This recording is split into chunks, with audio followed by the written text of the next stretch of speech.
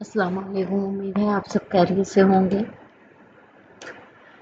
तो बेसिकली मैं आपके सामने आज एक टॉपिक रखना चाह रही हूँ जो कि हमारा लेसन नंबर 30 चल रहा है। उससे पहले मैं आपसे रिक्वेस्ट करना चाहूँगी कि जिन स्टूडेंट्स ने अभी तक मेरे चैनल को सब्सक्राइब नहीं किया, काइंडली वो मेरे चैनल को सब्सक्राइब करें। बिकॉज मैं जितनी ज़्यादा स्टूडेंट्स इसको हिट करेंगे, जितना इस पर कमेंट करेंगे, यूट्यूब इस वीडियो को उतना ही रैंकिंग पे लेके जाएगी। और मेरा मकसद ये है कि मैं जो स्टूडेंट्स अभी तक ACC 501 में अच्छे से मार्क गेन नहीं कर पा रहे, वो इसको अच्छे से ऑब्टेन करें और अपने फ्यूचर में इजी टू लर्न हो के 1-20 में कामयाब हो जाए।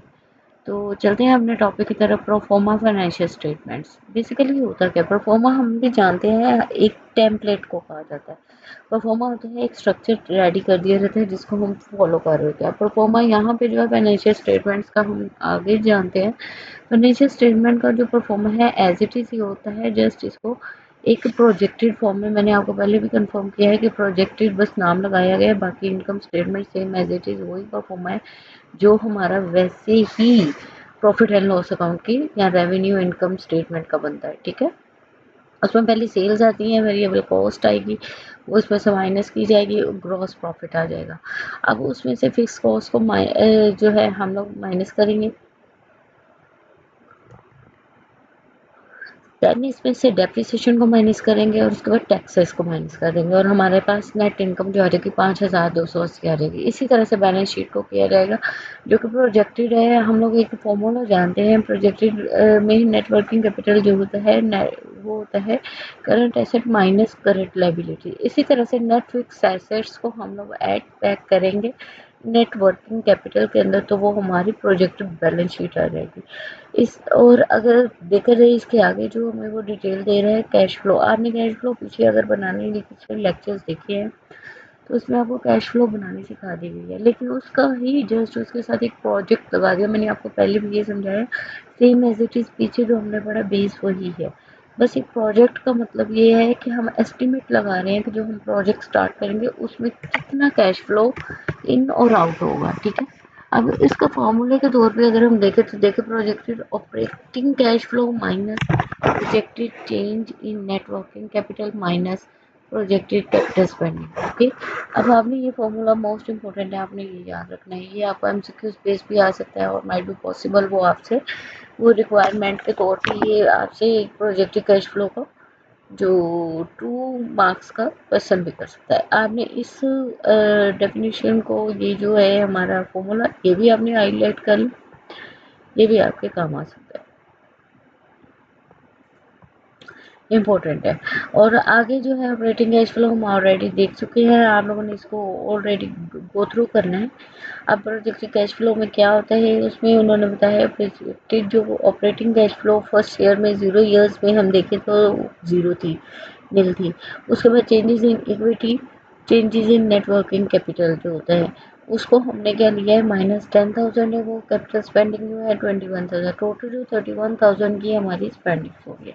उसके बाद पे बैक पीरियड आपने ऑलरेडी पढ़ा हुआ है कि कितनी देर में आपके अमाउंट पे बैक होती है, तो हम उसको एक एस्टिमेटेड एक जो है इंटरेस्ट रेट के साथ मल्टीप्लाई करके उसको लगाते हैं और उससे हमें आइडिया होता है कि ऑलमोस्ट ऑलमोस्ट हमारे पास जो अमाउंट है हमारी 24, पहले साल में 12,000 है, फिर दूसरे साल में 12,000 है, उसके बाद तीसरे साल में 22,280 है। ठीक है, ये चीज़ें आपने देख ली हैं, ये इतना इम्पोर्टेंट है इसलिए मैं इस पर इतना वो नहीं कर रही। इसमें जो इम्पोर्टेंट चीज़ है वो मैं आपको हाईलाइट कर रही हूँ, वो आपने भी हाईलाइट करनी है। ठीक है, अब जैसे कि ऑपरेटिंग कैश फ्लो का जो फॉर्मूला है वो इक्वल है सेल माइनस कॉस्ट, कवर कर चुके हैं, और उसके बाद 1 minus tax plus depreciation multiply by tax. अब ये याद रखिएगा कि हमेशा जो है कैश फ्लो के लिए जो है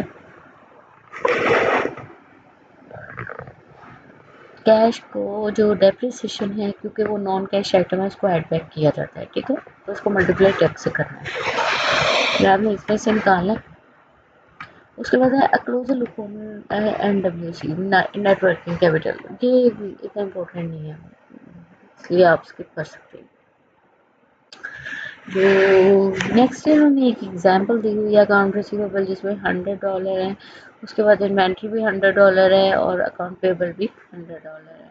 एंड ऑफ द ईयर क्या हुआ कि वो 110 हो गए हैं रिसीवेबल्स और इन्वेंट्री 80 पे चलेगी और जो नेट वर्किंग कैपिटल है वो 70 पे चला गया और जो हमारा टोटल है नेट वर्किंग कैपिटल का 120 हो गया, अकाउंट पेबल्स वर 70 है। उसके बाद सेल्स वर 998। ये सारी चीज़ें उन्होंने आपको ना एक्सप्लेन की हुई है। तो रेवेन्यू जो हम लोग निकाल रहे हैं उसमें क्या कहता है रोज बाय ओनली $10। अगर हम देखें वो कह रहे हैं रिसीवेबल हमारे $10 से इंक्रीज हो गए हैं, तो मतलब $10 से सेल, तो जो हमारे पास $10 से इंक्रीज हुआ है मतलब हमारी टोटल सेल में से जस्ट $10 ऐसे हैं जो हमने क्रेडिट पे सेल किया है, तभी तो हमारे रिसीवेबल बढ़े हैं। तो हमने उसमें से सेल में से कैश सेल निकालने के लिए 988 में से $10 को निकालना है तो हमारी कैश सेल आ जाएगी। इसी तरह से cost were where 734 but inventories fell by 20। अब जो इन्वेंट्री है फेल होगी, फेल मतलब या तो वो जो है सेल होगी एंड पेएबल बाय 30। अब जो पेएबल्स है वो हमारे 30 से कम हो मतलब हमने 30 रुपीज़ से ज़्यादा पेमेंट कर दी होगी, ठीक है। तो इसको क्या करना है, इसमें पे ऐड करना है और 734 में से माइनस करना है। इन्वेंट्री जो है फेल हुई है मतलब कम हुई है, हमने वो सेल बढ़ाई होगी ना, तो 734 में से जो है हम लोग -20 करेंगे और प्लस कर देंगे 30 को और ये इक्वल आ जाएगा 754 के। अब नेट कैश फ्लो के किसके इक्वल हुआ 244 इसका नेट कैश फ्लो। एग्जाम्पल देख लीजिए मैंने 3 इयर्स 5 इयर्स और 7 इयर्स, ये चीज़ें याद रखेंगे। ब्रेकमेंट न्यूज इन रिसर्च, ये सारी चीज़ें उन्होंने बहुत एक्सप्लेन की हुई हैं। ये आपने क्वेश्चन बहुत अच्छे से करना है। आपकी जो कल की क्लास है उसमें मैं आपसे ये क्वेश्चन ज़रूर पूछूंगी कि आपने ये क्वेश्चन किया है या नहीं किया। अब बेसिकली मैं इसको थोड़ा सा आपको गो थ्रू कर देती हूँ ताकि आपको करने में आसानी हो। बेसिकली जो ये क्वेश्चन किया जा रहा है इसमें ये बता रहे हैं कि ये जो है 33% है 3 सालों की, पहले साल 33 है, उसके बाद 44.44 है, उसके बाद 14.82। ये सारे एग्जाम्पल है, ये आपको मैंने पीछे भी बता चुकी हूँ कि इसको मल्टीप्लाई करके ही इसका आंसर आता है, तो देख लीजिए। तो फिर ये था हमारा आज का लेक्चर।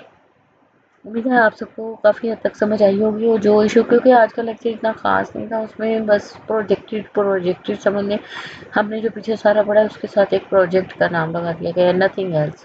क्योंकि आप जब भी प्रोजेक्ट स्टार्ट करते हैं आपका कंसर्न होता है कि बताया जाए कि आया हमें इस प्रोजेक्ट से कितना फ़ायदा हो सकता है, हम कितनी देर इस प्रोजेक्ट के साथ लिंकिंग में रहेंगे, ये कब प्रोजेक्ट कंप्लीट हो जाएगा। ये सारे सिनेरियोज हम देखते हुए आगे चलेंगे। तो ये था हमारा आज का लेक्चर। अगर आपको इसमें कोई किसी किस्म का इशू होगा तो आप प्लीज़ कमेंट में पूछेंगे और प्लीज़ प्लीज़ प्लीज़ कमेंट को एक पॉजिटिव वे में लेके चलें और प्लीज़ दूसरों के लिए भी सामना पैदा करें जो लोग इसको नहीं कर पाते, उन तक भी ये वीडियो पहुँचे। आप एक कमेंट करेंगे तो यूट्यूब इसको रैंक कर देगा। शुक्रिया।